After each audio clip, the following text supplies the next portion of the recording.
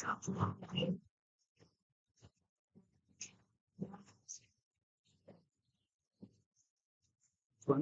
the top, the double. Great. Yeah. It's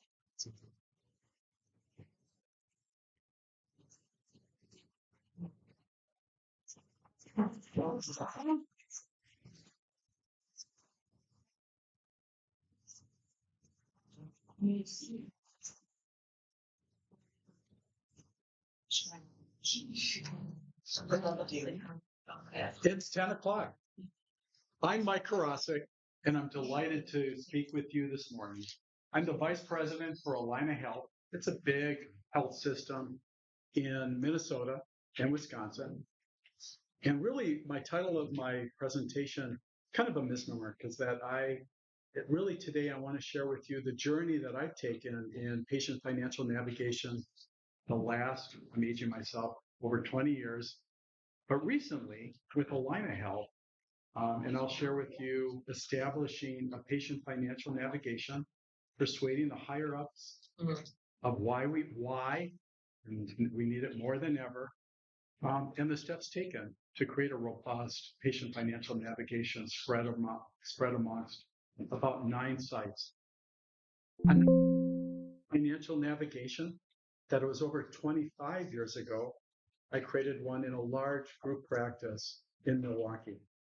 At the time, it was social workers doing all drug replacement. This was before we even had copay assistance cards and everything else. And that was 100% of their job. I said this wasn't sustainable. We still needed psychosocial support. We need other things from social workers and that piece. So actually developed our first patient financial navigator. I was told it was one of the first in the nation at the time, and of course just multiplied that.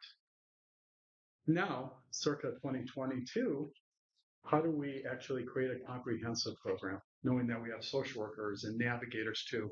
So today I'll share my approach. By no means an expert in the subject, but we'll talk about the comprehensive approach, why this matters as we move quickly to value and even population health initiatives, the benefits we know, how to implement this, how I gain stakeholder support. Sometimes right now when we're looking for that sure ROI, what are the things that we're looking for as we invest in patient financial navigation? Some of the trainings, even some of the strategic considerations from using software to the reports. So I mentioned, this is new to my system. I've been here a little over 2 years with Allina Health. I came from Sutter and Aurora Health Systems, other big programs that had robust patient financial navigation, but it was new to Allina Health. Allina Health, not small, being a little over a 9 hospital system based in Minnesota and Western Wisconsin with a large comprehensive cancer program, but it was missing one thing to truly differentiate patient care: financial navigation. And when I came in, I said, it's an imperative. Just like as we're growing surgical and radiation and medical oncology, we have to have this. And we have a lot of headwinds. It wasn't just COVID at the time and its economic considerations, but look at all the headwinds we're going into right now. That's only exacerbating. At the same time, it was no secret that my health system is actually a pioneer in moving quickly into value and population health initiatives. And so I looked at the spectrum as I grow the Allina Health Cancer Institute. I say it's a population health strategy to actually have a robust patient financial navigation program. In that we know that we can't have healthy outcomes in cancer. We don't take away that anxiety and the pressure of the financial piece. In fact, in our own data, and we see the national data, that the anxiety around the finances is sadly even much worse than the diagnosis itself. So this was truly a strategic imperative for my program. We know the why. That this has been around for a long time. We know that 71% of our patients, and this was, experience financial hardship. We know that it takes all different levels. I'm a cancer survivor, melanoma, 2006. I don't talk about it a lot, but I was in debt for years following that. And then family members too. My father, 80,000 out of pocket, even with the best of insurance and co-insurance. We know that this is an equal opportunity offender, the financial toxicity of cancer. I could actually say everyone needs it. And that's we're looking at truly looking at every patient proactively. And I'll go through our approach too. And we know that this is an old number. We know that it's probably at $1 billion more that U.S. patients paid over 5.6 billion out of pocket for cancer treatments only 4 short years ago. And we know that it has multifaceted impacts. We know as we look at population health, which looks at, the cost of care, which looks at outcomes even more so, we know this has a huge impact. We know that with oral medications being the pipeline, the majority of the pipeline now in oncolytics also comes with its financial toxicity and hitting that donut hole early, and also comes with noncompliance and non-adherence aspects. And we know that the anxiety is only growing, especially with some of the only exacerbated by some of the financial headwinds now in the nation. So the Allina Health Cancer Institute, when we look at it, we wanted a differentiated program. We knew that everyone in this room here represents a program or a device that has this. But how did we want to retool this and re-differentiate this in the 2020s? We knew that we had a spike in patients. We knew that we wanted to address the bad debt aspects, and we really wanted to modernize the approach. As we looked at it too, it was a multi-step program too. We knew that we wanted to connect all patients with financial navigation. We wanted to educate patients about their patient financial responsibility. We also knew that the face of cancer was getting younger. It wasn't back to retirement as it was years ago, but more back to work, and talk about the financial aspects as a whole. We knew we wanted to optimize patient coverage. We wanted to maximize external assistance, and of course, improve patient collections and the ROIs associated. And this overall strategy and all these action points here at the high level was truly our action plan in building our business case. We also said that financial navigation was for the whole continuity of care. It was at diagnosis through survivorship, and wasn't just at the beginning, but was through the entire component of the cancer care journey. This shows the cancer care journey as a comprehensive care program, but financial navigation intervenes or intertwines in all aspects of care. So as we sold a comprehensive program design, what were some of the very first things we did? Well, working for a big place, they always ask for an SR. If you come from a lean background, you know that these are tools of the trade. So I share my SR. Defined financial toxicity, why we were going into this, because it's a big health system too. They were like, that's great for patients, but how is this actually going to help the system also? Well, our metrics were bad debt, patient bad debt, and immediately address that.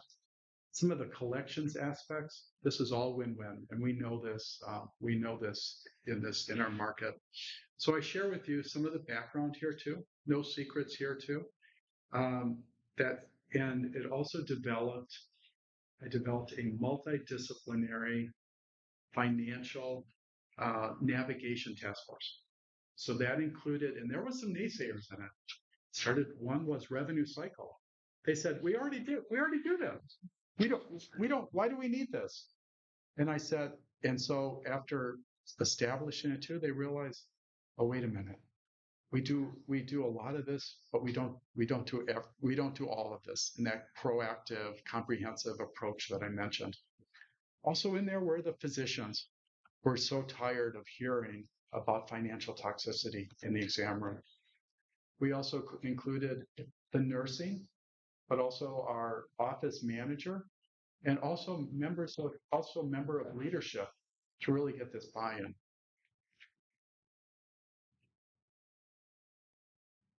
I mentioned also other aspects was social work was already doing this. And then other aspects we knew that was contributing to financial toxicity. And that was laboratory with precision medicine and their huge out-of-pocket components. And really and then I threw in marketing and other system participation too, because this was truly a feel-good areas too, that foundation or even philanthropy would have high support. So we created a task force charter, easy, right? To provide subject matter expertise, what you do in this room, and ensure that Allina was followed those recommendations to assure that we have access to reduce financial toxicity in our patients. So one of the first things we did was we had to map our current process and figure out how we're going to intertwine this and maximize this. This is a continuous improvement project, and that's why we come back to that task force always.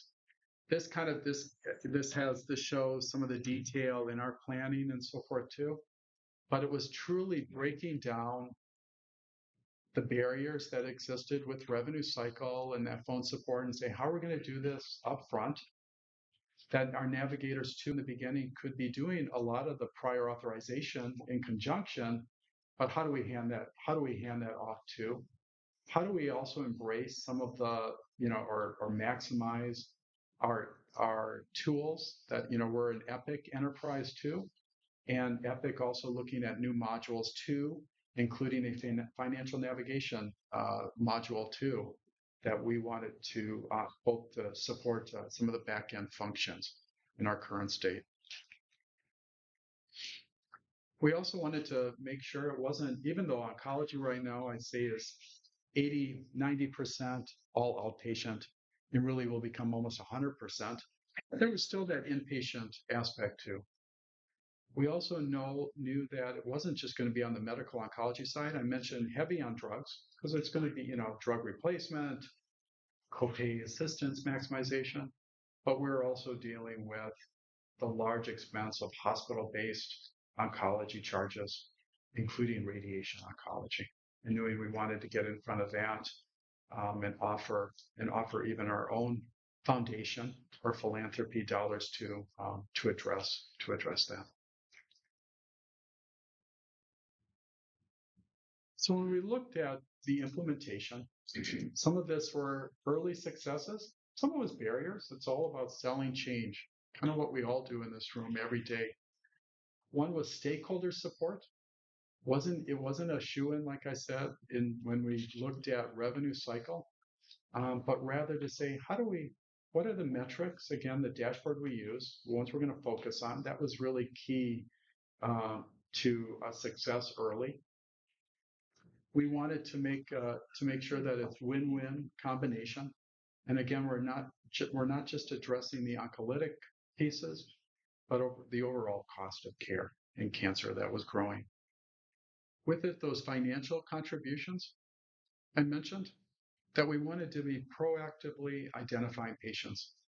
It's not just using the NCCN stress thermometer and other distress tools, but really how to have that proactive approach that I come back to, that every patient in the room needs financial navigation.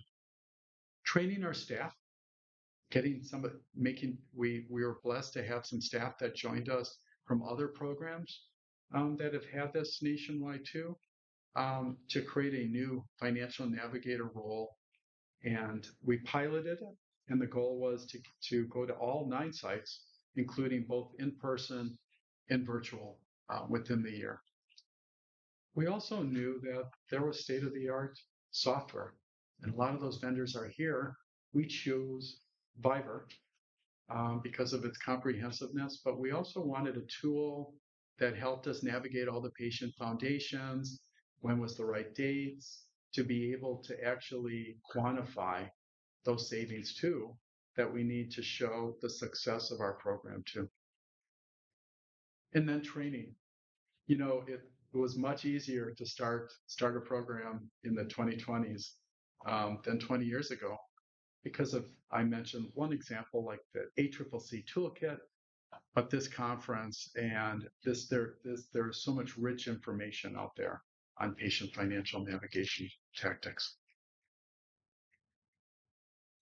So when we looked at designing the new workflow for patient financial navigation too, we wanted a pilot site. In any great, rollout too, you want to share, we want to share that success. We linked it to foundation funding. In fact, this was easy to tell the story of financial toxicity. All of us in this room have been touched by cancer, either personally or through a friend and family. So it's an easy story to talk about financial toxicity. We also, Allina too, has both rural and metro sites. I should say, all three, urban, suburban, and rural sites. And we knew that we wanted to extend these services to all sites. And looking at some of our combos. I mentioned one here. Mercy in Buffalo is an urban and definitely a rural site that we combined our talents around financial navigation.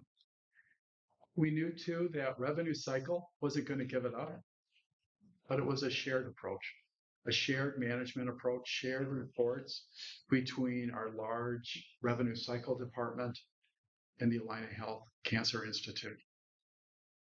Our vision, again, outside of that charter, was truly to improve collections, but proactively identify patients. Let's show those early wins, and that it's within months. It was not just thousands, but hundreds of thousands that we can actually say we saved using our software too. With Viver, it definitely showed the impact right away, especially with copay assistance and drug replacement. And of course, that improved service line finances too. Bad debt being lowered by 3% within 6 months was real money to show back to the system. Our scope too, again, was in person to have a robust, comprehensive program that we were going to do this overnight. We're still learning. I have 2 of my financial navigators attending this conference and a bunch, hopefully watching virtually right now. And we knew this was going to be integrated too. That it took, again, one I missed on here too was pharmacy, and having pharmacy in the room too. This was also a way that we could maximize even our infusion services, and gave us anytime you do a new program, gave us a great excuse to enact change again with a multidisciplinary team. We also knew that we wanted to match our program with match our patients to the right program. So it was working with industry to make sure we focus on copay, we focus on engaged foundations first, pharmaceutical second, that new emphasis on drug replacement, and of course, efficiently enrolling our patients. A lot of this goes back to our software strategy too, that we wanted really a software. We knew that to achieve some of the efficiencies, we had to embrace some of the latest technology. We also knew that we wanted a new navigator role, as we weren't designing a new program from start, and it had a lot. There's lots of position descriptions out there, and obviously we can attest in this room too. Our roles have changed over time, but in establishing a navigator role, these were some of the big bullet points too that we were looking at, from developing new communication protocols to assisting with the copay assistance and replacement programs, to providing that proactive insurance coverage too, be an extension of revenue cycle with some of that secondary coverage points. Software support. Looking back, how I did this 25 years ago, it was all manual. Working with social workers, we were just adding up our various dollars saved. Mainly, it was in drug replacement. But I knew that with technology and so many names and many of the vendors here, um, that this technology really was there to quantify, even qualify, so much and make it easier for us to navigate through the plethora of foundation, all the pharmaceutical devices out there too, that we know, and really be able for my program and others to, multiply our success over many sites. And we did have an RFI, and we looked at the best in class out there. We did choose Viber, so no secrets there. They've teamed up now, I believe, with TaylorMed. So this slide here is a nice data. It shows some of the data aspects here. So, and reasons why we chose a financial navigation device. From the data import, from the EMR, to especially with a new and developing program for benefit of investigation, that out-of-pocket estimation, that financial risk stratification component, and looking at, of course, the analytics and reporting. That sure makes my life much easier. And looking at all the different plans available. And this slides right from them, that of all it, but it validates, much like the other vendors too, why we chose technology early. Didn't wait for it and say, oh, we need navigator. Let's get all the navigators first and so forth. It was hand in hand in our approach to roll this out as quickly as possible. And but with that too, and that was a big system commitment to get this software, was all the training and support that was needed. And this kind of list, this is directly from my financial navigation task force, but all the onboarding that was needed, from our weekly training, our workflow discussions, all that mapping of the workflows. I showed two examples. Was also part of our kind of our lean,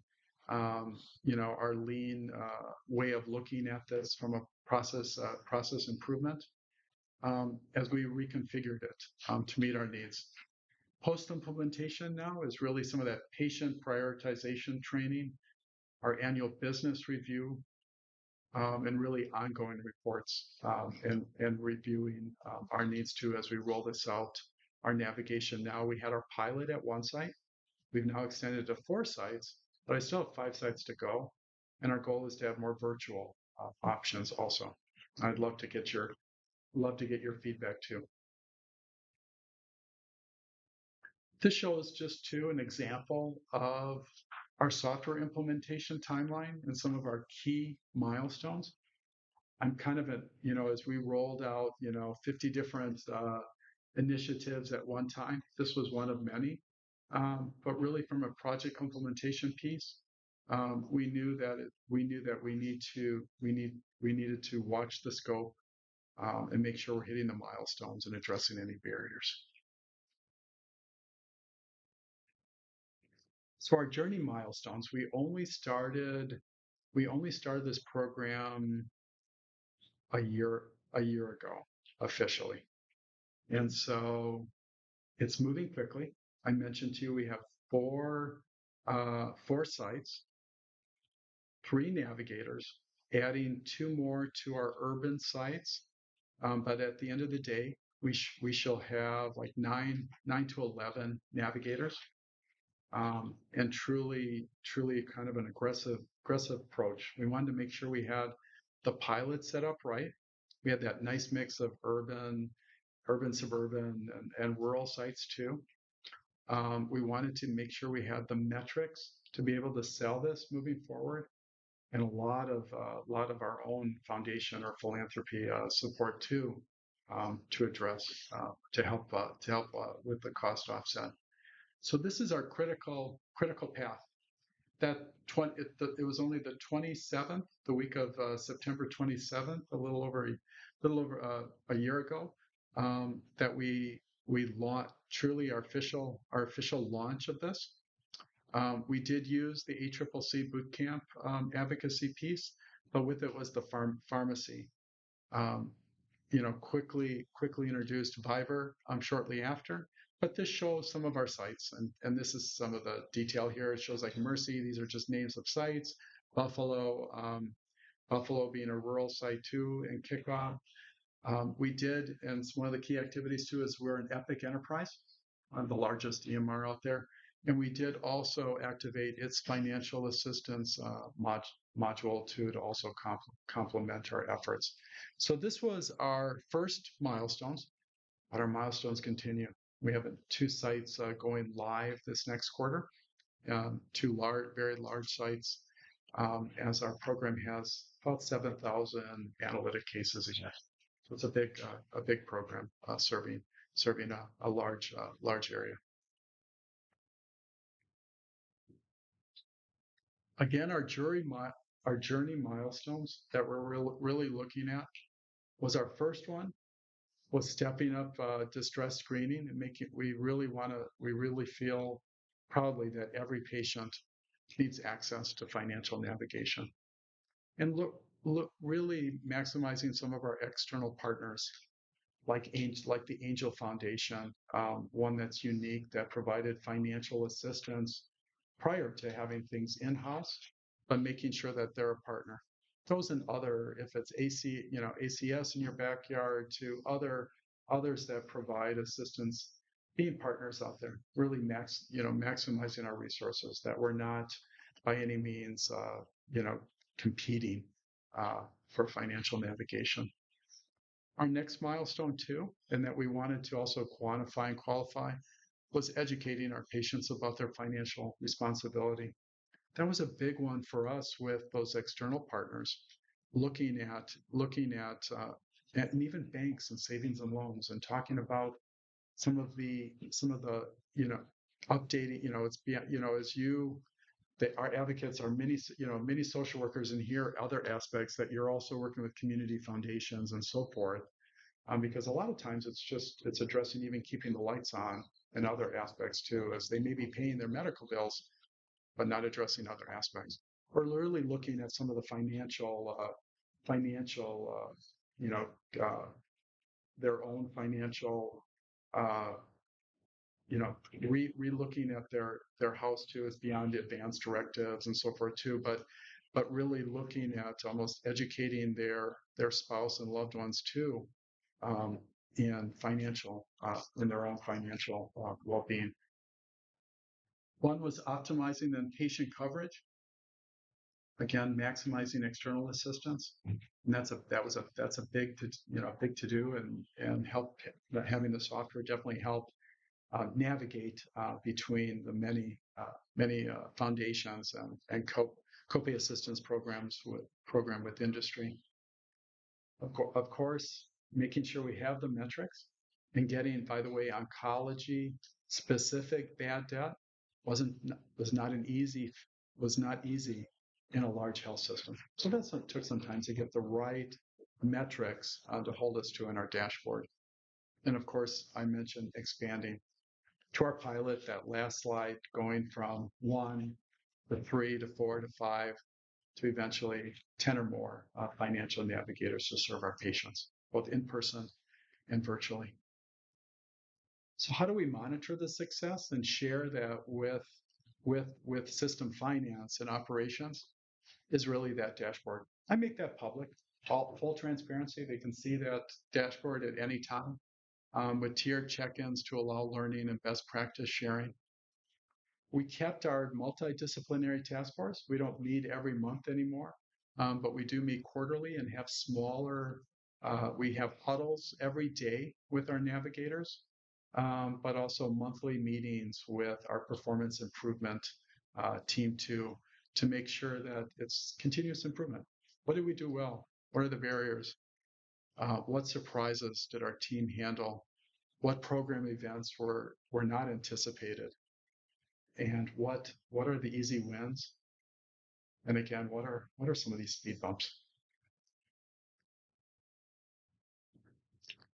Viver made it easy because they actually have the beautiful reports. Um, in this showed, some of the early results too, especially in our enrollment strategies. And of course, you know how quickly the money adds up anytime just because of the sheer weight and cost of oncolytics. Our key performance indicators, Fiverr made that easy with reports in terms of referrals to financial navigation. These are a real piece. The count of patient encounters in our visit volume. These were our initial pieces, but one that upper management and executives could really look at and say, "Wow, this is truly making a program. We're hitting it early." When we look at other, best in class, I mentioned being able to navigate too with all the other components of oncology. It's easy sometimes just to address the oncolytics, and because that's easy to look at, the maximizing our copay assistance and drug replacement and that. But it was looking at the whole aspect of their care, including surgical, radiation aspect, the inpatient aspects. So with that, we had a strategy too of organizationally looking at some of the charity care programming. We also looked at national and state grants. We've been blessed to have been awarded grants too that look at the diagnosis, the age, and gender specific, even really the health from a population health aspect, the health equity impact. We're trying to drill down to populations that are in need of this support too. And it goes hand in hand with some of even our screening and surveillance opportunities too from a cancer program. We also wanted to make sure that we wanted to maximize any pharmacy assistance cards. Again, our lives, it's not just looking at the expense of healthcare, but really the expense to outside. Years ago, it's keeping the lights on per se, making sure there's groceries and so forth. So it's working with our local food pantries, our energy assistance, patient lodging. We wanted to make sure we have substantial discounts with local hotels and long-term stay, but of course partners too, like the American Cancer Society's Hope Lodge. County veterans being a big one too, that comes, we wanted to make sure that we understand all the valued program components too. And one is providing transportation options and really addressing that barrier. Some of the long-term care insurance policies and even some crowdfunding options. When we looked at outside, this was one too. Again, we didn't want to compete. We have some amazing places in our backyard in the Twin Cities and Western Wisconsin that help patients. From legal aid, there's actually 9 different ones. And many of you come from other urban areas that have wonderful programs. So it was also to engage those external community partnerships. For example, there was a large one in the Twin Cities called Angel Foundation. And together we want to address financial literacy. And that goes hand in hand. It's not meant for every patient, but also one that while we're going through financial navigation, let's also help their family and loved ones too through this. Really standardizing our approach goal for all financial navigators too. I'd love to get your ideas too, or help me with the virtual options, not just live, and understand, as virtual became definitely in vogue during COVID, and that's not going away, and one that our patients oftentimes prefer more.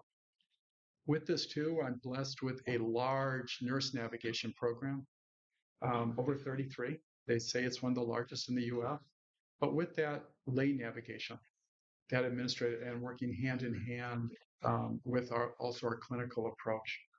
And of course, with my large social work team too, making sure that let's take the goal in our program was to take it off their hands and put it in your hands in terms of having financial navigators too, so we can address some of the psychosocial aspects of cancer more. So what are some of our lessons learned? Again, I'm a new program, but definitely not a new subject. We learned that you need to garner lots of internal support. Just because I say, oh, financial toxicity, and we're going to deal with this, a large health system, especially right now, health systems, there's not, we have a lot of headwinds coming up. There's a lot, a lot of financial concerns.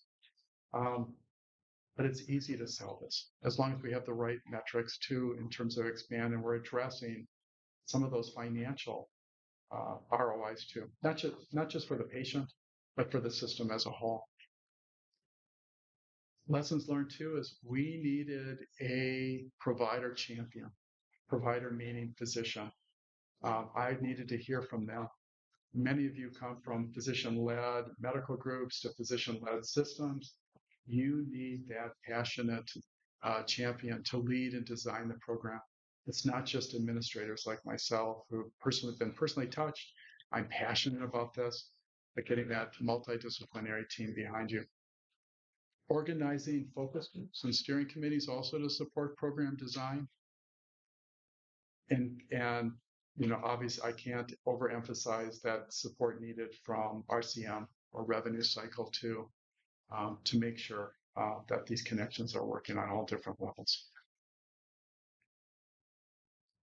Other lessons learned is we're also moving to clinical pathways.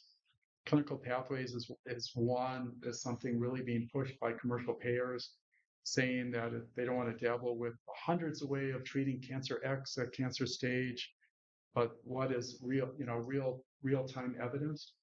This is also going to play into financial navigation, that we're proactively reaching out to patients and considering them during the patient's journey and the regimen that's going to be used in front of them.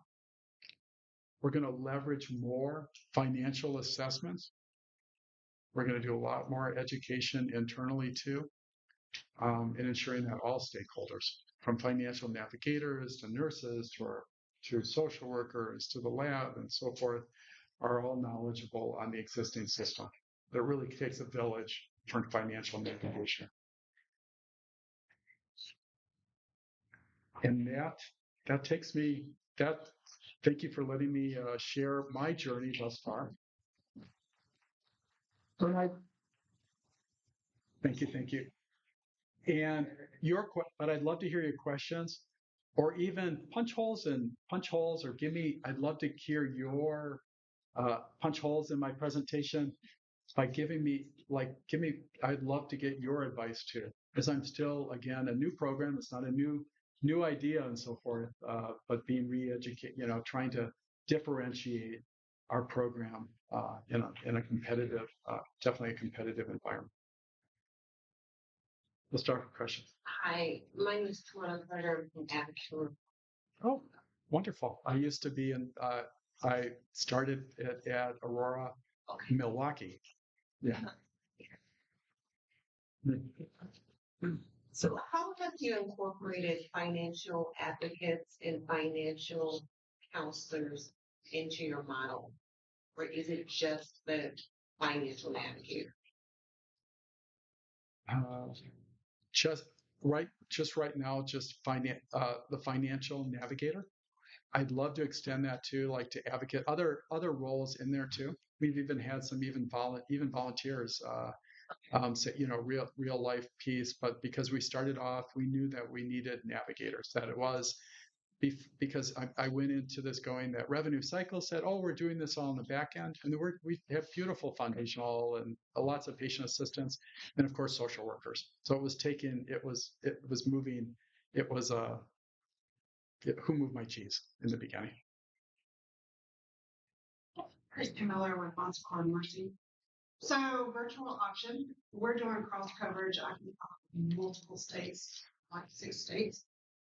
We're looking at cross coverage for our financial navigators. This is a struggle because each state has a different requirement for Medicaid, for Medicare, ACA. So how do you do yours with your 2 different states? They are, and they are different in many regards too. We have one navigator between, because we kind of just sit along Western Wisconsin site. We have one navigator that does both Western Wisconsin and Minnesota piece. That's where actually some of the software maximization comes into to help us navigate quickly between some of the nuances between the 2 states. They're more closer than they are different, though. So are they certified insurance optimization in both states? They are.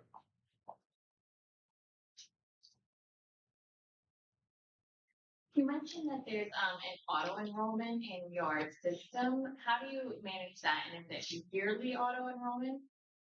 For financial navigation, I don't have that set up yet. That's one of the goals, is that, right now it's still based on need and saying patient X needs this, but we want to turn that around to really how do we get everybody in there, because I think this is a equal opportunity piece. Yeah. One of the graphs was looking at referrals. How do you intake referrals? Is that through Epic, or how do you receive those? That is through Epic, and then also tracked through our software for patient financial navigation. Do Viber and Epic link together where you can pull that data, or you're having to take that data from Epic and manually put it in the Viber? Viber has that nice gummy interface with our EMR to pull that.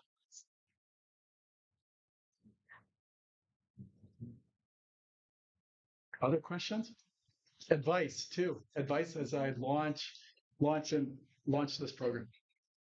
Understandable that cancer is one of our main financial toxicities, but there's a lot of people that have financial toxicity with any major health illness. So do you have a goal to expand that beyond? Yeah, great question. As I've also managed other big service lines, this is needed in all of them, I should say. All of them. Actually, my next big piece is neuro. You just hit it. Stroke, Alzheimer's. There's a need for this across the board. Financial toxicity is not just in oncology. Yeah. Exactly. That is probably one of the biggest struggles to help people through is what are the resources financially with, like you said, local charities with local systems. Actually, my dream is because again, this is a population health strategy, right? Mm-hmm. This is near and dear. I put this at the very top in terms of for systems, in terms of population health for oncology, but it's the overall health of the patient. I would actually say there's a huge primary care aspect to your advocacy work and financial navigation. We have so many. We have some nice tailwinds, but we have some big headwinds also to address in the years ahead. Can you speak a bit more to your ongoing relationship with the rev cycle team, and how are you currently today? What are they expecting on a regular basis? Yeah. Part of it too is I brought them in, and they would, if they were sitting here, they would attest that in the beginning they had a lot of pride. And they're doing amazing work on the backside and said, "Oh, we already do this." So we came full circle and realized, oh, there's a bunch of pieces missing. And part of it though goes back to our dashboard and metrics that they're hitting certain things. I want to make sure too that prior authorization, right now too, that's one I want to fine tune much more. On the back, I should say on the front end, and more automation too. There's still some push and pull in revenue cycle, but that's kind of our big one. I mentioned that Epic tool also is one that was introduced by revenue cycle, and then we trained our navigators on that piece. So before you had your metrics to prove that this was going to work, and improve the ROI for providers this year. How do you persuade the powers that be to make these initial investments in buyer and kind of navigators? You see that you saw one of my first slides was my comprehensive approach to building a cancer program. Not only did we launch financial navigation, but I created a comprehensive cancer program really quick. And I said, so you noticed on one that slide was pretty busy. It said all the things that we're going to do, clinical programs and recruit lots of doctors and everything else. And we were a big program, but now we're moving really, really quickly to being a cancer institute. Well, part of that is we have our own, P&L, our own, financials, our own executive committee and so forth too. And it was early on that I knew that, it was missing patient financial. If we're truly going to differentiate and have a population health focus, this had to be part of this early solution. I mentioned too, having a stakeholder. I needed a physician stakeholder, and the physicians were loud. Even though we had brand new physicians, they also said, even back in their residencies, they actually said, financial toxicity is real. It is uncomfortable in the exam room, and we need this. So it went really quick. I was actually too. I went to. I built huge foundation support, so philanthropy. This was a magnet in the community. This went on television. It went on television. I had interviews. I even shared my personal story. So it moved really quick because the money was also flowing in to support. So you built the initial program through philanthropy, paying for it. It was never. That was just a nice. Philanthropy was something that is to expand, but not on the original. The people aspect will never be paid by the foundation. Right. It's just more programmatic pieces. Fiverr, to kick off Fiverr, for example, was foundation support, but it's not one. That's not the long-term aspect. And did you have any metrics around treatment non-adherence and what that was costing the hospital? It does. Yeah. It does. So that's the key piece. I think, if you can provide this and you're not losing patients. So I'm not in hospital setting, but I just have a question. For every chemo chair, every diagnostic test, every treatment where somebody doesn't show up, because they're not going to call you and say, I can't get there, I don't have transportation, or I can't afford the copay. Is that all tracked, and then does that go into increased prices the next year? No, I mean, no on that piece. That I don't have all the devices. But one of the biggest things, of course, when you go into population health strategy is total cost of care and minimizing care variation. This has a play. I mentioned in that one piece too, as we roll out even clinical pathways, navigation has an aspect. This intertwines too, as I'm always looking at maximizing or the efficiency in the infusion space. And this also, again, the pharmacy had a big part of rolling out this program. That it all intertwines in the goals. So when I hear this, I see that you've solved the pain point for patients and providers. You've provided an effective program and it's efficient. So it looks great to me. I think it's a great. Oh, thank you. Thank you. And that's what, and I know that a lot of you are pros. You've done this, I'm passionate about it, but sometimes I don't have the time, with so many other pieces. But this is so important. Yeah. So I've got another question. So we kind of work backwards too, in the fact that we were looking at infusion and then we went to specialty pharmacy. And then what we realized is through the population health strategy that we actually needed to capture the patients first in the medical group prior to them being diagnosed Yes. in their life changing. So how are you looking at that strategy? Because that is really a challenge for us. It's all physician practices, not just specialty. It is actually sitting there with a diabetes patient or an MS patient prior to them getting infused. It goes back to the primary care. That one slide where I talk about pre-diagnosis, that's where I'd like to get. Right now, I'm not there. It truly is catching it, catching financial distress, at diagnosis. and making sure that financial counseling goes all the way, through survivorship and so forth. But I would love to bring it more from a primary care, pop health strategy. And let's get this early. It is, and we need more navigate. We need more, virtual pieces. Pick up the technology, because if we're going to touch every patient, that's a lot of resources in all different ways. Mine's not private or not for profit, and you have in-office dispensing, and does your navigation for that look differently if you do have in-office dispensing for that blood work piece, the oral oncolytics? Yeah, this is just a large nonprofit health system.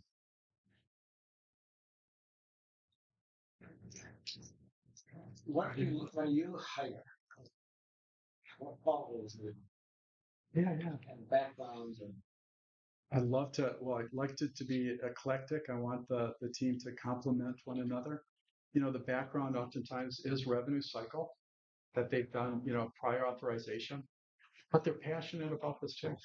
I have to say some of my best navigators too are survivors. They've been through it. I sometimes hire for attitude, train later. It's that right person. Mike, there is a question in the chat. I don't know if you guys already answered it or not. No. It says, at which learning milestone would you foresee a value of partnering with a private patient advocate? And then it goes on to say, if a patient hires a private advocate and continues to search for assistance, is your Allina Health, if I pronounce it correctly, Allina. willing to provide a list of PNs already efforts? Yeah, great question. I'd love if I was looking at external, it's that milestone 4 and 5 too, really at maximizing that external assistance. And we're not, by no means, we're not the pro. I'm here to, this week trying to gather as much information with my navigators that came with me to this conference. And I'd love to be able to maximize that. Yeah, thank you. Thanks for that question from the chat. Any other questions, advice from the room? Well, thank you for having me this morning. Take care. Wait, Mike. You're good. Oh, I was actually I thought I was short, but it's 11 o'clock.